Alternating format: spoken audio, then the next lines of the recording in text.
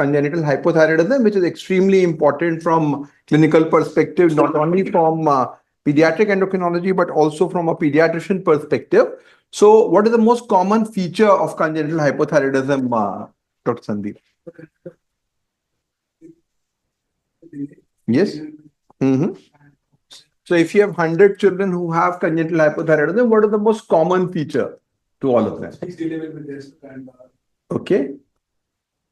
So at 2 weeks, what will be the most common feature, Nimisha? No feature. So that is the biggest message. So if one message comes out of this is that every newborn needs to be screened, because the best of pediatric endocrinologists can identify 10% at birth. And the time which is crucial is 2 weeks. That's when you want to diagnose. It's very, very unlikely to be identified from that perspective. So we need to have a clear-cut understanding of universal screening, which becomes important. So what we'll do is that we'll talk a bit about pathophysiology, then the various causes. A lot of time will be devoted on how do we screen in normal and preterm individuals, and then we will carry forward in terms of management and Q&A at the end of it. So it's part of our MedEClasses lecture series. And so we have now started on thyroid. We have already had series with regards to the various aspects of growth, electrolyte, calcium, obesity. So a lot of it has been done, including the pubertal disorders. So we are focusing now in terms of the thyroid in that regards. So why is thyroid important? Because we can often have confusion in the beginning. So we had this 20-year-old girl with TSH of 28, which was referred for evaluation. Now, there has been a lot of talk about that in terms of what should be done. But what we need to remember here is that this was too early a time to do a TSH. So this clearly was an unnecessary workup at this point of time. And what we could have done is just to repeat it, and it was found to be normal. On the other hand, we may have the missing of cases also. So this is a 32-week-old neonate on routine screening, had TSH of 7, normal, free T4, was advised, okay, everything is fine, no need to worry about that. But what really happened in this case was that at day 14, we found that the TSH rose. So what we need to understand is that on one hand, we don't want to do unnecessary or too early workup. We also don't want to miss on these scenarios. There is a missing or messing which happens with congenital hypothyroidism, and this is what we're going to cover in that regards. All of you can go and have a look at our website, learning.growsociety.in, which has a lot of resources related to pediatric endocrinology. There are YouTube resources, including this lecture series. I think there are over 100 videos which are there, which you can have a look at it.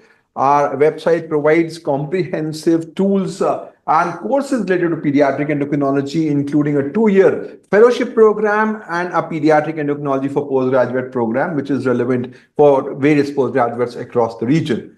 We do run a number of brand rounds, journal clubs, and PG lecture series, so you can all enroll. They are all complimentary in that regards. Our publications include the protocols, the basic and the advanced pediatric endocrinology, and our mobile application will help you guide in terms of day-to-day point of care management from that perspective. So today we are focusing on congenital hypothyroidism. We have this 5-day-old newborn who was referred with a high TSH of 60 milli international per unit, and the free T4 was 12 picomole per liter. So the question is, what will be the next plan to define the etiology of congenital hypothyroidism? So everybody can answer the question. We'll go into the Q&A now to see who is answering that. You can put it up on the Q&A. If somebody can log in from the other side, they can. Okay, Dr. Dinesh Nayak is saying nuclear scan. Dr. Aisha is saying thyroid ultrasound. Both are right. So you can do a thyroid ultrasound or a nuclear scan. Both is a good enough answer from my side, but we'll prefer nuclear scan as the first modality. So I think that's a clear-cut scenario of nuclear scan. The second question. Towards the next question, we have this 7-day-old boy born at 26 weeks of gestation, and he was admitted in the NICU with the respiratory distress, PD, and the hyperbilirubinemia. The thyroid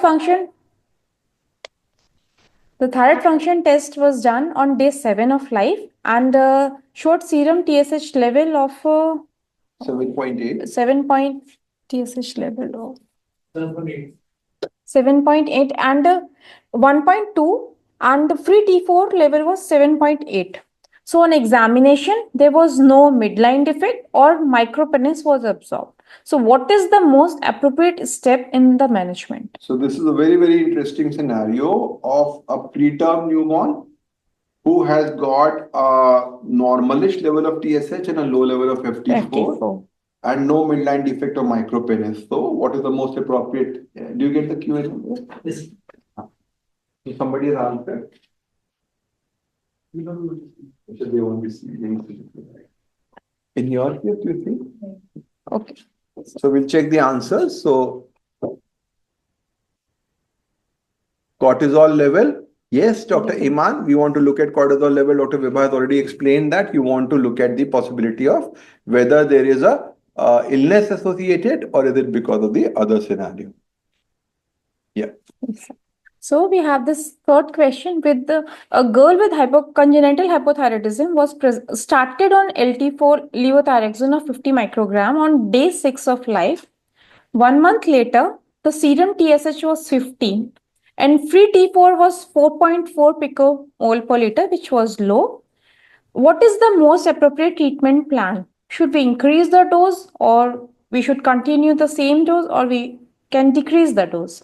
So all of them can tell us that this is a child who is on 50 micrograms and TSH is 15 and FT4 4.4 is.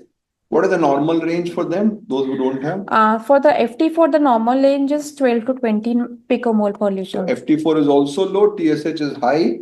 Dr. Aisha is saying increase the dose. Dr. Parag is saying increase the dose. Dr. Sandeep is also saying increase the dose. Do you Definitely, agree with that? Yes, it is increase the dose. Yeah, so you'll make it somewhere around 75 or something. Yes, sir.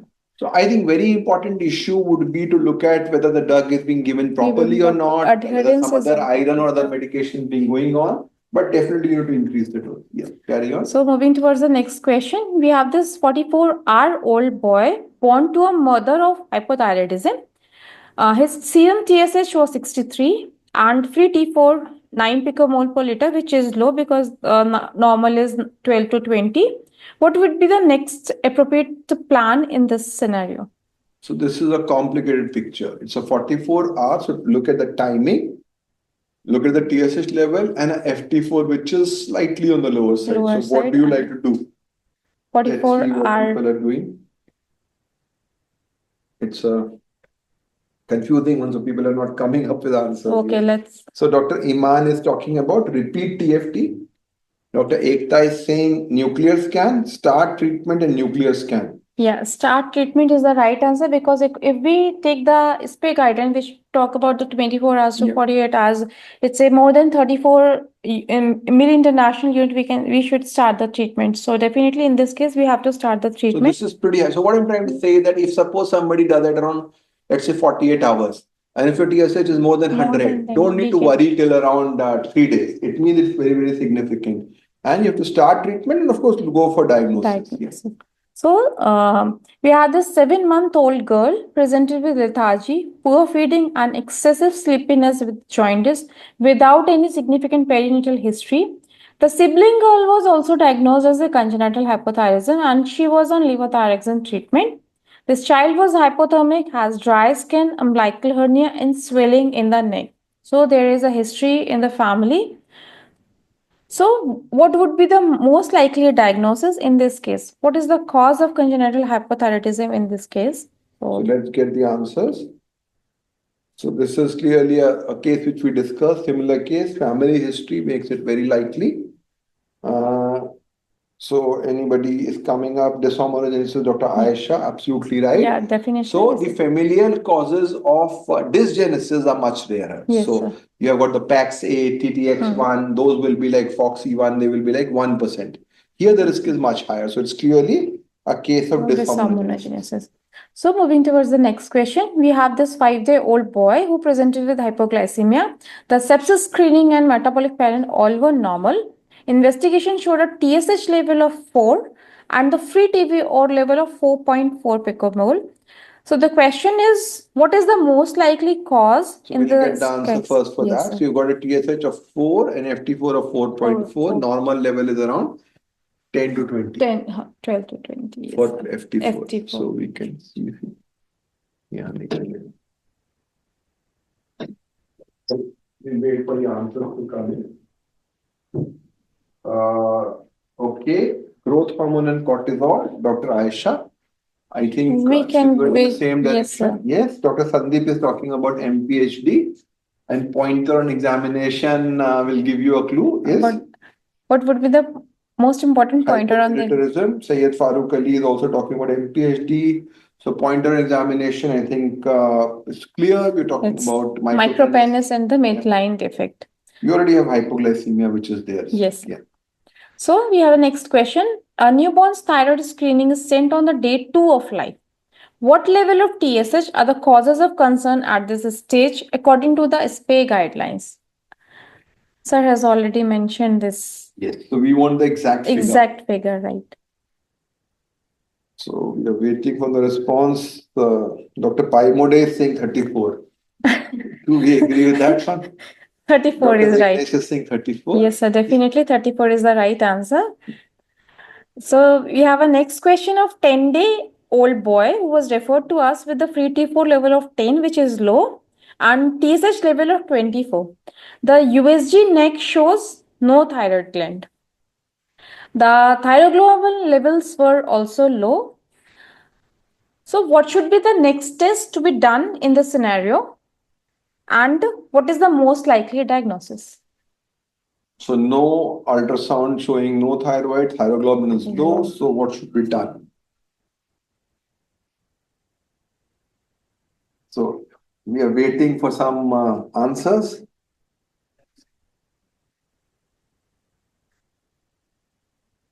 Ectopic thyroid scan, Dr. Aisha, Dr. Iman, nuclear scan.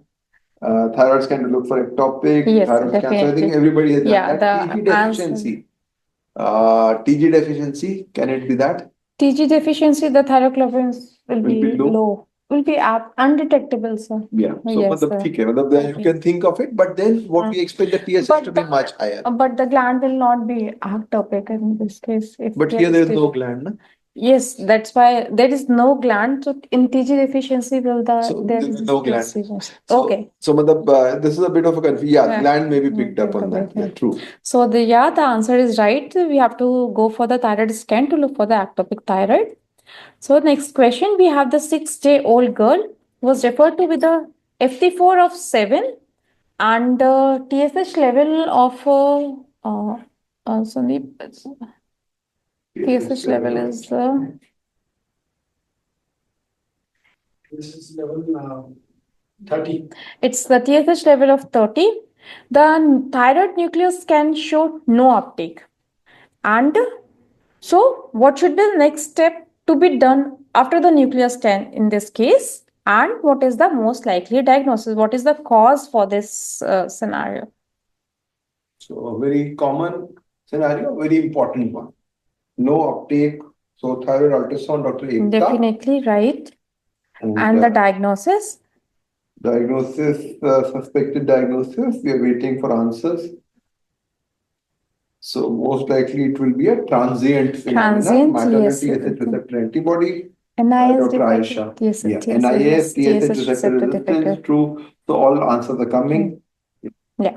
Okay. So moving towards the last case scenario, we have this 20-day-old male infant who presented with a weight of 5 kg. And the recorded birth weight was 2.7 kg. Blood investigation revealed the following values. FT4 was 16. TSH was slightly high, 7.8. Calcium, phosphorus, and PTH all were within the normal limit.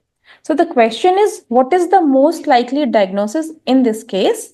And the second question is, which genetic defect is associated with this condition? So this is an unusual scenario. And so we'll look into this picture. So somebody who has got a borderline TSH, isolated hyperthyroidopenia. Yes. Clinically non-syndromic. So some people may talk about some syndrome. So that's not there. It's not hypothyroidism, Dr. Adelaide. Okay, you can say, but the TSH is high. So what could cause PHP? So PHP, somebody is definitely the answer is PHP, sir. So it can be mild resistance. And it is and the levels may actually go beyond that also. Yes, so this could be pseudo hyperparathyroidism. And it is definitely due to inactivating gene S1 mutation. So the next is we have a rapid fire round. I'll display a one-liner. You have to answer very quickly. So starting from the first question, from which structure does the thyroid gland develop? Okay, so we are waiting. Quickly, we can get the answer.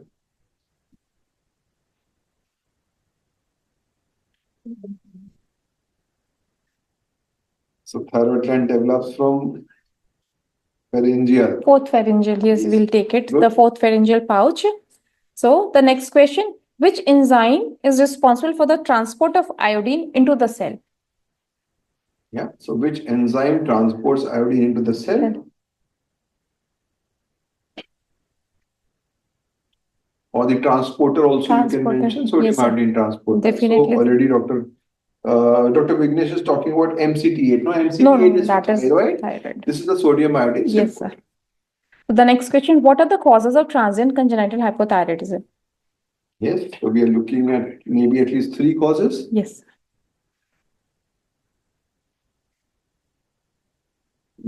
So we are still looking for answers. TRAP, NIS, iodine deficiency. Deox-2 defects. Yes, sir. Yeah. So DOX2, maternal Yes, sir. antibody 2. The next question. Yeah. The next question, what regulates the growth of the thyroid gland? So what regulates the growth of the thyroid gland? Yes. So we'll wait for answer Dr. Ayesha TSH, Yeah, Dr. Sandeep TSH. yes. So the next question, which type of MDI, that is DOI, monoiodinase enzyme is present in the brain, pituitary, and the adipose tissue? So brain, pituitary, and adipose tissue. Dr. Vignesh talking about MDI2, which is Right. correct. Yes, so sir. MDI1 is mainly for the conversion of T4 to T3. MDI3 is for inactivation, and 2 is in the brain largely. Yes, sir. So the next is, which transporter facilitates the entry of T3 into the cell? So I think this That was answer he is was very, asked. yeah. Dr. Vignesh again, MCT8. Yeah, Dr. definitely. Nimisha also MCT8. So the next question is, by what gestational age does the hypothalamic pituitary thyroid axis mature? I think this is something which we discussed in detail. So 15 weeks. 12 weeks is the more. 15 15, 12. 15, Okay. the final synthesis will happen by 15 weeks. Yeah, okay, we'll take 15. So the next is very simple. Which hormone cannot cross the placenta? Which thyroid hormone? Thyroid hormone cannot cross. TSH, Dr. Vignesh, Dr. Nimisha. Right. Dr. Ekta also. Okay. The next question is, what is the response of a newborn to cold stress? What changes in the enzymes take place during the cold stress? Yeah. So TSH surge, okay, but which enzyme Dr. Bajpai is talking specifically is more MDI1 activity. Yes, there is increase MDI1 and there is a decrease in the MDI3 activity. So the last question, by what time should the congenital hypothyroidism be treated afterward? What is the window period of treatment for the congenital hypothyroidism? So within golden period is? That is 2 weeks, yeah.